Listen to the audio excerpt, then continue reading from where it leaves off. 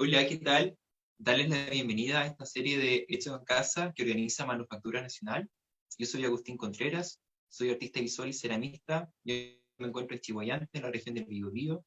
Y antes de comentarles sobre el objeto que voy a mostrar todo su proceso, que acá pueden ver como un pequeño vistazo de lo que va a ser, quiero comentarles un poco de mi formación, desde dónde yo vengo, y cómo llegué a este oficio en el caso de la cerámica. Yo estudié artes visuales en la Universidad de Concepción. Ahí tuve un primer acercamiento con la cerámica y de ahí, bueno, ese acercamiento a la cerámica fue desde una aproximación más escultórica, como un lenguaje escultórico, y de ahí fui derivando a cómo yo la escultura, y en este caso la cerámica, que es el recurso que estaba utilizando, podía darle una aplicabilidad en el campo del diseño. Y ahí surgió el tema de las baldosas. Yo, aparte de hacer esculturas cerámicas, hago diseño de baldosas artesanales en cerámicas. Entonces, la verdad que son dos campos que yo intento como conjugar, dos metodologías y también dos formas de trabajar el material, una desde el diseño, planificando, otra desde la escultura, que es un poquito más intuitiva, pero que ambas engloban también un mismo proceso creativo. Antes de entrar de lleno a lo que es el proceso del objeto que voy a mostrar, que es el que está acá, es una serie que se llama, es un azulejo escultórico, que en realidad es un punto intermedio entre una escultura, como un formato cuadro, pero que también puede funcionar como un azulejo volumétrico, lo que se llama un azulejo de bulto. Quiero mostrarles un poco el espacio del taller, desde donde se produce y se cocina todo lo que hay acá. Detrás de mío pueden ver esta carcasa azul, que es el horno de cerámico que yo utilizo. Lo voy a abrir. Aquí es donde ya se cocina y se quema todas las piezas. Yo trabajo en un horno cerámico que es eléctrico. La cerámica trabaja a distintos rangos de temperatura. Yo trabajo un rango de temperatura que es el más bajo, que es el cono 04, que es un rango de 950 a 1060 grados. Acá pueden ver el interior del horno, una de las piezas fundamentales, al menos para el trabajo de azulejería y baldosa, son estos estantes que yo me fabrico, donde yo voy montando todas las piezas de azulejo y de baldosa, que voy esmaltando acá. Y allá está todo lo que es, bueno, el acopio de los materiales, de las materias primas, de los esmaltes, de los pigmentos, y acá los mesones, que la verdad que son mesones multiusos. Obviamente intento separar un poco las zonas, como zonas donde yo esmalto, donde yo construyo, y zonas donde yo trabajo en yeso para no hacer tanta contaminación de materiales. Voy a partir hablando del proceso y de la pieza de este hecho en casa. Como les comenté, esta es una pieza entre escultórica y de azulejería también, pero tiene una inspiración, como ven acá en la superficie, como una superficie acuática, ¿ya? Entonces, parto desde esa inspiración, desde ese estímulo visual, donde cómo podía representar en volumen los pliegues, repliegues y vibraciones de una superficie acuática. Esa era como la premisa que tenía para confeccionar esta colección. Entonces, me basé como en el curso de agua más cerca que yo tengo en mi territorio, que es el río Biobío. Yo estoy muy cerca en el camino de Chihuayante, de Concepción hacia Chihuayante. Hay toda una costanera, entonces ahí partí desde una aproximación visual, que es la que hay acá, donde fui tomando, capturando fotografías de distintas vibraciones, agitaciones y visualidades que uno puede ver en el río, en el torrente del río. Obviamente esto ya es una selección, son como crop de fotografías mayores, donde voy haciendo selecciones, voy armando quizás unas pequeñas composiciones para ver qué visualidad voy sacando. Y bueno, de aquí lo que fui sacando fue esta idea de los estados. Cuando me refiero de los estados de agitación, es como distintos niveles donde el agua está en un estado más calmo, donde hay pocos pliegues, donde va aumentando esa intensidad de pliegue, donde se van formando como mayores densidades, se van formando mayor profundidades también. Entonces, a partir de esta observación, que también refiere a mi modo de trabajo, que es siempre visual primero, más que partir tanto desde un concepto, que es también otra metodología también, parto desde acá. Cuando ya tengo esta información, tengo toda esta selección de imágenes, empiezo a hacer como una síntesis gráfica, donde ya qué elementos gráficos puedo sacar de acá y cómo yo los puedo como sintetizar. Entonces tengo estos pliegues, tengo estas líneas, voy como rayando, voy sintetizando qué direcciones, qué profundidades, qué voy jerarquizando también en términos de línea, netamente en términos de línea gráfica. Ya cuando tengo esta información más o menos sintetizada, limpiada, me hago a lo que es ya la cerámica, al material y darle como un volumen. Pensar cómo yo ahora esto le puedo dar un volumen. Yo la técnica que les voy a compartir en el caso de la cerámica, es una técnica de reproducción que se llama el molde, moldes por colada o moldes por vaciado, donde la arcilla en este caso ya no se trabaja como una masa, como la entendemos siempre como esta especie de plasticina, sino que la vamos a entender como en un estado completamente líquido, lo cual me hacía mucho sentido también con lo que estaba buscando y explorando, que era el estado líquido y cómo puede representar su superficie. Lo que ven acá en este mesón es la secuencia de moldes que confeccioné para la serie. Son 4 moldes que yo confeccioné. Estos son moldes de yeso. Lo que ven acá es el espacio negativo de la pieza. Lo que vemos acá, que tengo acá en crudo, crudo me refiero que no ha pasado por el horno, es las piezas en su forma positiva. Ahora, lo que voy a explicar es cómo yo confecciono el molde, pero siempre pensando que todo parte desde una pieza prototipo. Yo primero confecciono una pieza prototipo en arcilla, que también puede ser en otro material, pero en este caso yo la confecciono en arcilla, y a esta pieza yo le saco los moldes. Como ven acá, ya los moldes se ven como estas ondulaciones, también se ven estos surcos, estas profundidades, que ya van hablando como de un distinto nivel de agitación o de vibración de superficie de agua. Acá se ve ya como los pliegos más marcados, acá se ve menos densidad, acá se ve más calmo, como que es el juego que yo voy haciendo visualmente.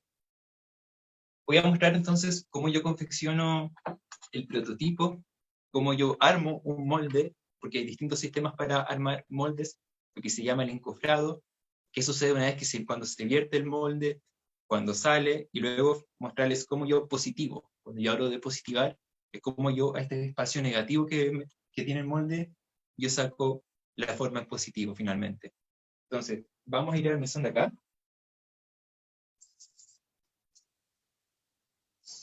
Y yo en esta melamina tengo una placa chiquitita hecha con una pasta cerámica blanca. Estas la verdad que son pastas cerámicas que no son nacionales, son importadas. Acá lo único que me interesaba de la pasta cerámica en realidad era su color, que fuese blanco, por un tema de que necesito que el molde no se me contamine con un color como terroso, que en este caso las arcillas naturales tienen harto hierro y de repente pasa que los moldes quedan con una película de hierro que luego me va a contaminar los positivos que voy cambiando. Ahí se va a entender más cuando haga un ejemplo de positivado. Entonces, tengo esta placa de arcilla blanca y como ven acá, estoy haciendo como el ejercicio un poco escalado en menor tamaño. Se ven como unos surcos que he dibujado pensando como en la visualidad que estoy mostrando que tiene que ver con los surcos del agua. Entonces, una vez que yo hago la placa se confecciona netamente con palitos maqueteros porque me van a definir de qué grosor van a ser esta placa. En el caso de las placas mayores, las definí con un palito maquetero de casi 1 centímetro. Estas son de 6 milímetros. Coloco acá y luego con un uslero de madera voy confeccionando una plancha, lo que sería una placa. Luego determino un formato con una plantilla. En este caso el ejemplo es de 10 por 10. Lo corto, tengo mi placa y ya sobre esto comienzo a hacer el juego de modelado. Ya modelado me refiero de generar los volúmenes. Entonces, yo tomando las líneas que les comenté que sacaba de las fotografías, donde tenía como ciertos ejes, las líneas, donde iba como el flujo del agua, los voy dibujando acá primero. Yo me valgo como de estas herramientas, que bueno, estas no son de cerámica, son de modelado de tortas, pero también como se ven allá, hay otras herramientas que ya son las estecas de madera, los devastadores, las lamas, pinceles, los punzones para hacer incisiones. Y la verdad que hago un mix también de cosas que no necesariamente son estrictamente de cerámica, como estas herramientas acá, que tienen estas puntas redondeadas que sirven para hacer decoración de torta, que son muy buenas para la técnica que estoy aplicando ahora. Entonces yo con esto voy haciendo las líneas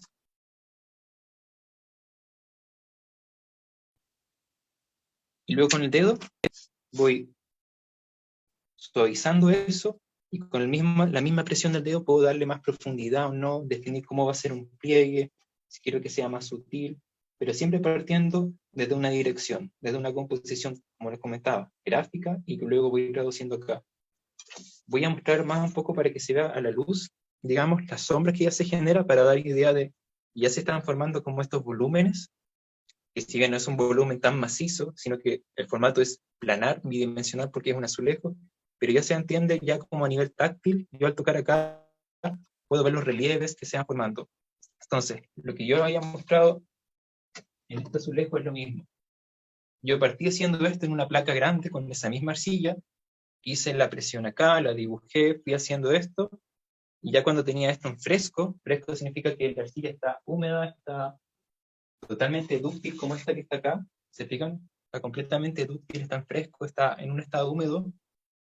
Recién ahí yo hago procesos de armar la estructura que va a contener el yeso, lo que se llama el encofrado.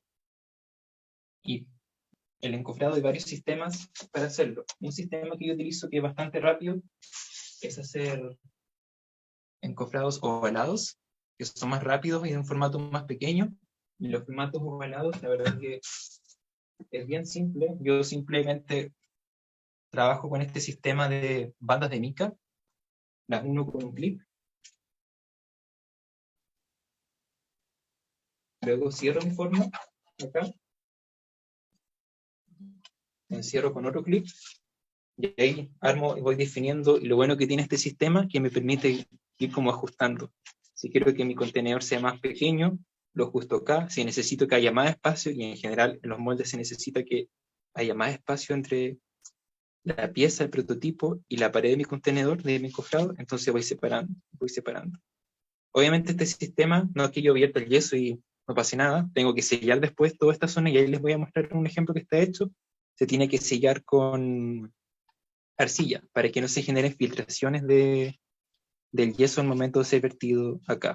Entonces, este es un sistema que es más rápido, pero también sobre todo para formatos más pequeños. El que yo les comenté es más grande, es de casi 20 centímetros, por ende, el otro sistema que se parece es como ya el formato un poco más clásico de encofrado que uno ve en los videos, en los tutoriales, de cuando se hacen moldes en cerámica, es trabajar con estas tablas de melamina.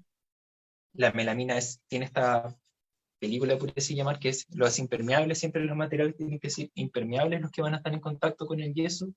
Por lo mismo también, mi pieza que está en fresco, como va a estar en contacto con el yeso, ya está un poco impermeabilizada. Si esta pieza hubiese estado seca, como la que les mostré ahí, el yeso va a penetrar en los poros y no va a permitir después sacarla del molde, porque se llama desmoldearla después. Y ahí es donde se aplica un desmoldeante, una película desmoldeante, para que impermeabilice un poco, que es una mezcla de jabón potásico con aceite y agua. En este caso, no me hago uso del desmoldeante, porque mi pieza está completamente fresco y sé que el molde no va a penetrar en sus poros. Acá, como les comentaba, tengo estas 4 tablas con las cuales yo voy a armar mi encofrado más tradicional, que es de tabla, que me va a dar un formato cuadro o rectangular.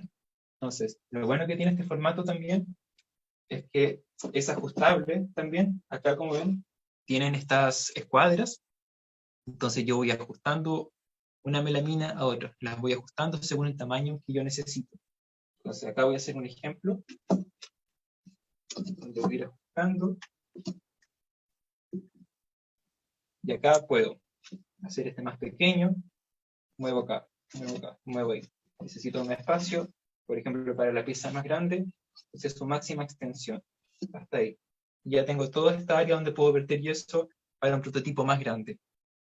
Lo mismo igual, acá igual siempre sello con un poquito de arcilla, son unas tiritas o lo que se llama como los lulitos, que son estos espaguetis de arcilla, y los coloco acá para que finalmente no haya filtraciones de yeso en el proceso cuando ya preparo la mezcla de yeso.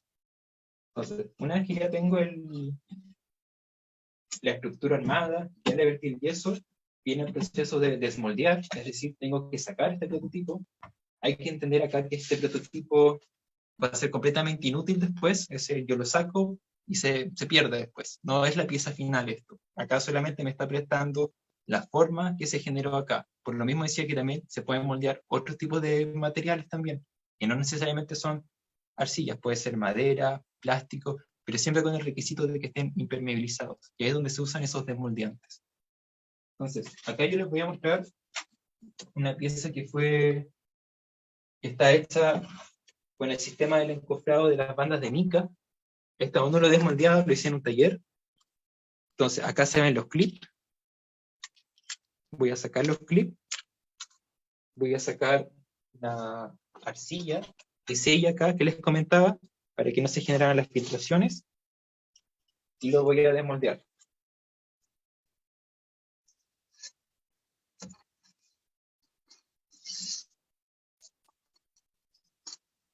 Esta arcilla obviamente queda contaminada con un poco de yeso, entonces la idea no es que se reutilice para modelar piezas de cerámica. Las piezas de arcilla que tienen como residuos de yeso, luego en el horno van a explotar. Entonces no es recomendable reutilizarla para modelar piezas. Si yo la reutilizo para este mismo fin, la reciclo y la vuelvo a reutilizar para ocuparla como sellante de los moldes que voy haciendo, de los encofrados. Entonces, ahí ya saqué todo este excedente de arcilla. Voy a ir acá. Voy a abrir la pared ahora. Saco la banda de mica, un lado. Saco esta otra. Y lo bueno que, al menos a mí siempre me gusta, por un tema que es más rápido también, utilizo también una plancha, un recuadro de mica también en el fondo. También, ¿no? También puede usarse la melamina sola, pero a mí me gusta tener siempre un piso de mica. Entonces yo lo doy vuelta acá, se despega muy fácil, saco la mica, ahí está mi prototipo que tengo que desmoldear. Entonces yo lo que hago para desmoldear, hago como un tampón, así como medio campanado, coloco un poquito de agua en las puntas, acá, en cada esquina, luego el centro, y bueno, voy a comenzar como a tamponear e intentar sacar desde cualquier punta mi prototipo. Entonces voy a partir de acá, y ahí salió una esquina. Se fijan que se levantó un poco, y como les dije, este prototipo se va a destruir, no me va a servir. Entonces da igual si se deforma en este momento. Y acá, esta era de una alumna que hizo esta pieza, está muy bonita. Se fijan, ahí está el prototipo que ya hizo. Si comparamos el espacio negativo que se forma acá y el positivo donde finalmente se va a entender que claramente están todos estos orificios que en un espacio negativo son sobre relieve, están sobre el plano, y en un espacio en positivo son bajo relieve. Entonces es todo inverso. Acá como que hay que pensar siempre las formas en inversión, en formas positivas y en formas negativas. Una vez que tengo el prototipo listo, como ven el yeso está muy gris, ustedes no lo sienten, pero está muy frío, contiene mucha agua aún, entonces tengo que esperar que este yeso seque. Entonces, yo para secar los yesos, obviamente uno puede aprovechar el calor de las estufas. Yo utilizo estas cajas de huevos que tienen estos orificios que me permiten que se ventile en ambas partes, lo voy dando vuelta por el día, y para acelerar un poco el secado y que esto vaya perdiendo mayor cantidad de agua, yo utilizo una voz en la que calefacciono el hogar. Le coloco unos palitos maqueteros, sí, la idea es que esto no lo coloque en contacto directo con una estufa, ya voy esperando un día que se seque, luego lo invierto, y si no, otra manera que se puede hacer es colocarlo debajo del horno de cerámica. El horno de cerámica, piensen en el mío, calienta hasta 1060 grados, entonces todo el taller queda muy calefaccionado, entonces yo coloco los moldes debajo del horno, no encima para no dañar la tapa del horno, para que también acelere un poco este proceso de secar los moldes. Cuando el molde ya está seco, como les decía acá, va a tomar este aspecto que se ve acá, que es más blanco, también es mucho más liviano.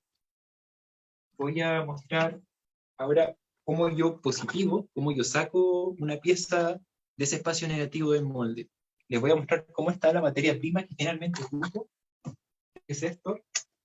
Como les comenté, la arcilla va a estar líquida, ¿ya? Pero también la tengo que preparar. Yo ocupo la arcilla así, parece como una arena, está en polvo. Esto se llama la pasta atomizada. Atomizada significa que ya ha perdido como toda la humedad posible, ha pasado por un procesamiento que pierde toda la humedad, entonces sí o sí está seca. Yo la mezclo, hago una mezcla con esto donde le echo 1 kilo y 500 y medio litros de agua. Y a eso le voy agregando unos aditivos, que son el silicato de sodio, que es el carbonato de sodio, y por un lado me permiten que la suspensión de las partículas de polvo de la arcilla y el agua no decante. Decante es cuando uno ve que la materia queda pesada acá y el líquido queda arriba, lo que se llama una defloculación. Acá tengo que hacer que toda la materia quede en suspensión. Entonces, el silicato de sodio me va a permitir que las partículas del agua haya atracción entre ellas y no se separen ni decanten. En ese típico que uno ve en el agua que está la arena y luego está el líquido arriba. Entonces todo va a estar en suspensión siempre. Y también el carbonato de sodio, que son estos aditivos que utilizo para la mezcla. Estas son arcillas que la verdad que son importadas. las cuales yo preparo para mis piezas, pero también uno en teoría puede hacer con cualquier arcilla, que la muele, la tritura, pero tiene que estar en este grado en esta granulometría en polvo, y luego hacer su propia mezcla. Voy a mostrar cómo queda la mezcla, que es esta acá. Todas las mezclas tienen sus códigos comerciales. En este caso, este es un código que se llama 103 PB, y también cada mezcla tiene su rango de temperatura. Hay gente que trabaja en grés, de cerámica que trabaja a rangos de mayor temperatura. En el caso mío es una cerámica de menor temperatura, que es de hasta 1060 grados. Entonces, como ven acá, ya tengo esta mezcla preparada. Pueden ver como la consistencia que tiene, cuál es su grado de viscosidad. Es líquida, pero tampoco está en agua 80. Ahí estoy revolviendo un poquito. Y lo importante es que la materia no está suspendida. Es decir, la arcilla no está suspendida y el agua no está separada por estos aditivos que les comentaba, y también porque la arcilla está un poco preparada para eso. Voy a echar ahora en una jarra dosificadora y lo voy a aplicar en un molde de los que les mostré. Acá la idea es que la colada no contenga burbujas, porque si contiene burbujas, estas van a verse como unos pequeños orificios o nidos en el positivo que voy a sacar. Entonces yo vuelvo un poquito acá. Ahí se ven unas dos burbujitas que se vieron. Lo vuelvo un poquito. Saco mi pequeño embudo que utilizo. En este caso, vamos a volver a los moldes y voy a colar. Cuando hablo de colar, me refiero a que voy a positivar este molde, ¿ya? Parto siempre desde una esquina y voy a verter toda la arcilla líquida desde acá. La idea es que no haya, que sea lo más próximo para también no generar como aire, porque ese aire me va a generar, finalmente se va a traducir en un orificio, en una burbuja. Entonces ahí ven cómo se está llenando el molde, y le tengo que llenar completamente a ras.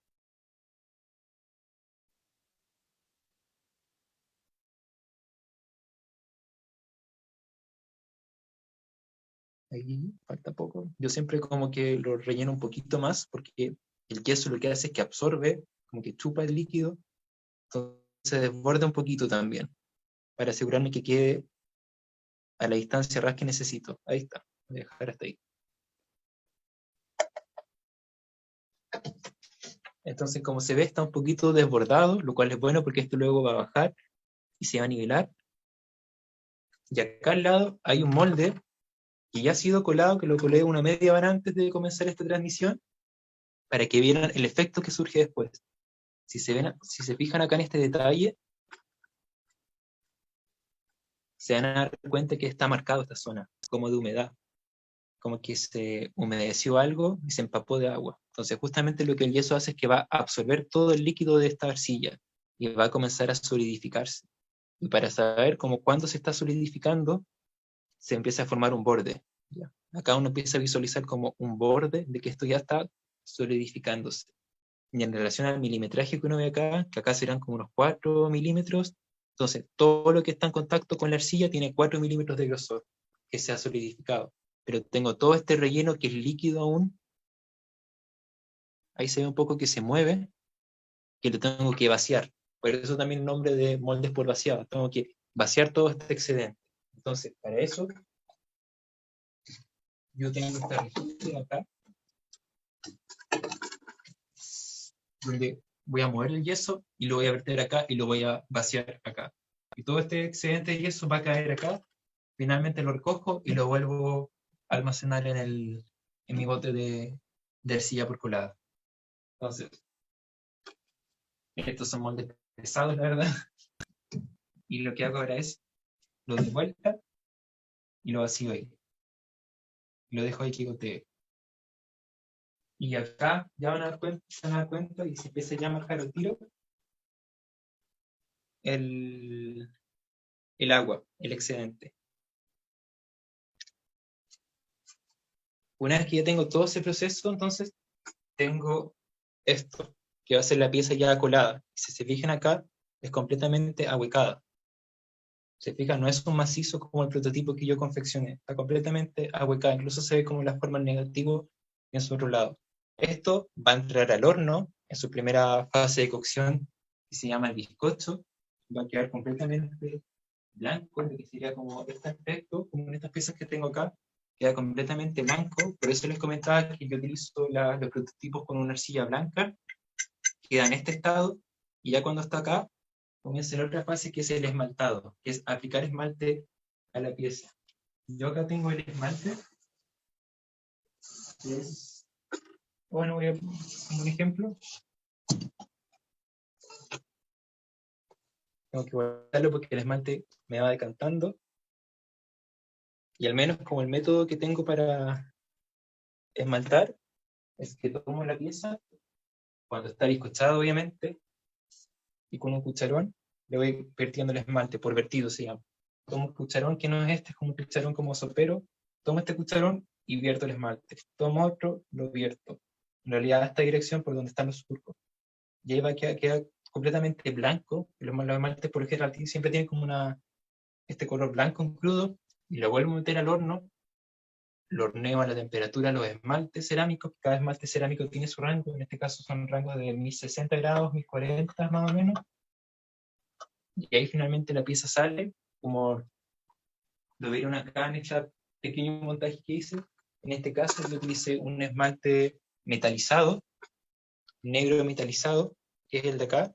También lo probé con un esmalte transparente verdoso, que es el de acá. Entonces uno va testeando también qué esmalte resalta más. En este caso, este esmalte resalta más todos los bajos relieves que yo hice acá, los va resaltando, a diferencia de este, que claro, me anula un poco los bajos relieves, pero me genera otra textura.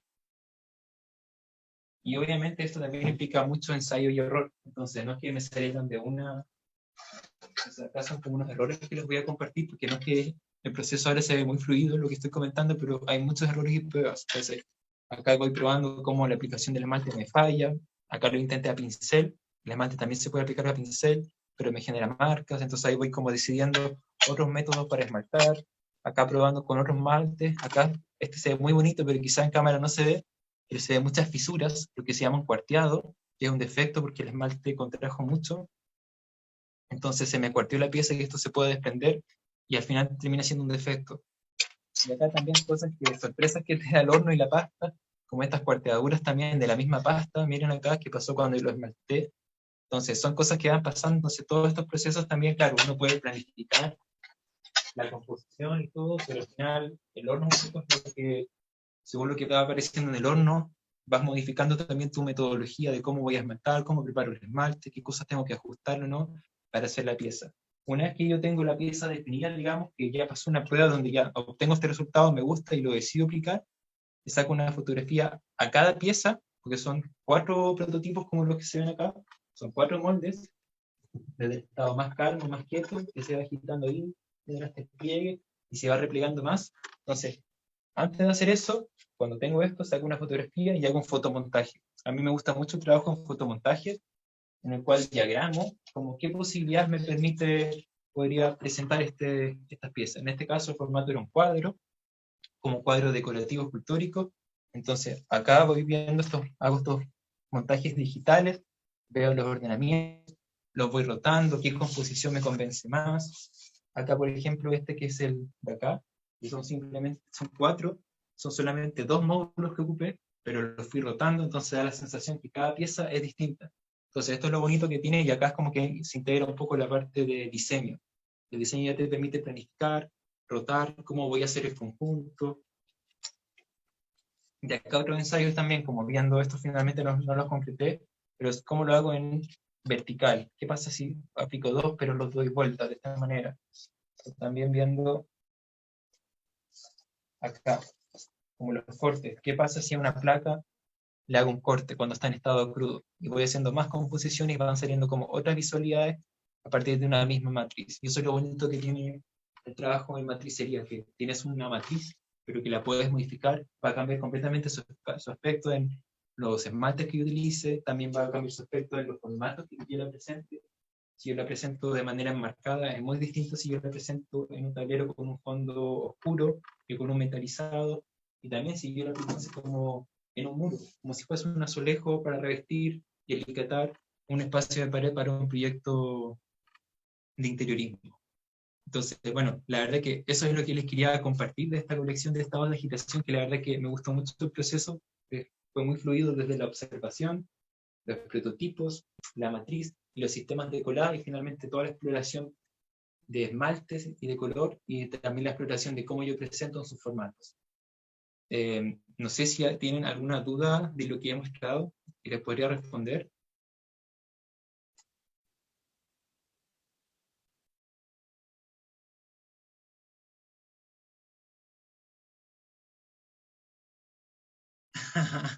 Sí, pues ayer Calfo fue el organizador de Manos de Barro, así que les mando un saludo de acá con el recuerdo que me regalaron de Manos de Barro, que fue un encuentro que organizaron en febrero en Santiago.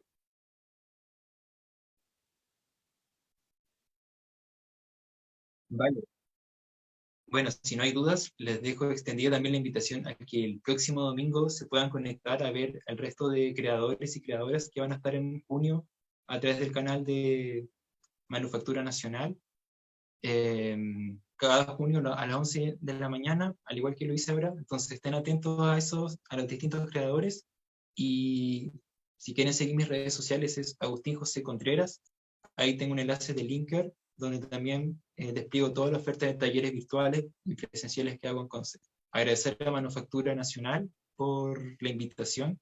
Es muy bonito esto de compartir los procesos, compartir un poco también la intimidad del espacio de taller, el horno, los mesones, que de repente queda medio caótico, queda ordenado, también tiene sus ritmos ahí.